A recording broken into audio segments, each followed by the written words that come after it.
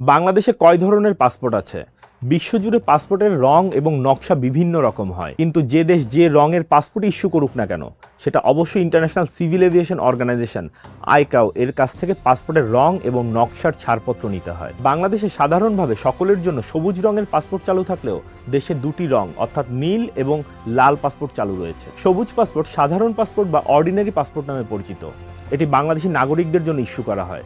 জন্মসূত্রে বা বৈবাহিক সূত্রে যারা বাংলাদেশি তারা এই পাসপোর্ট পেতে পারেন। নীল পাসপোর্ট, যা অফিসিয়াল পাসপোর্ট নামে পরিচিত, সরকারি কর্মকর্তা কর্মচারী অথবা সরকারি কাজে ভ্রমণের জন্য এটি ব্যবহার করা হয়। এই পাসপোর্ট পেতে সংশ্লিষ্ট অফিসের অনুমোদন বা গভর্নমেন্ট অর্ডার জিও প্রয়োজন হয়। নীল পাসপোর্টধারীরা কমপক্ষে 27টি দেশে বিনা ভিসায় ভ্রমণ করতে পারেন, তবে কাজ ছাড়া নীল পাসপোর্ট ব্যবহার করা যায় না। লাল পাসপোর্টকে কূটনৈতিক পাসপোর্ট বা ডিপ্লোম্যাটিক পাসপোর্ট বলা হয়। এটি রাষ্ট্রপ্রধান, প্রধানমন্ত্রী, মন্ত্রিসভার সদস্য, সংসদ সদস্য এবং তাদের স্বামী বা স্ত্রী, উচ্চ আদালতের বিচারপতি, পাবলিক বিশ্ববিদ্যালয়ের উপাচার্য, পাবলিক সার্ভিস কমিশনের প্রধান, মন্ত্রণালয়ের সচিব এবং বিদেশে বাংলাদেশি মিশনের কর্মকর্তাদের জন্য ইস্যু করা হয়। পাসপোর্টের মাধ্যমে দেশের বাইরে যাতায়াত নাগরিকদের মৌলিক অধিকার হলেও এটি ব্যবহারের ক্ষেত্রে নির্দিষ্ট শর্ত এবং নিয়ম মেনে চলতে হয়।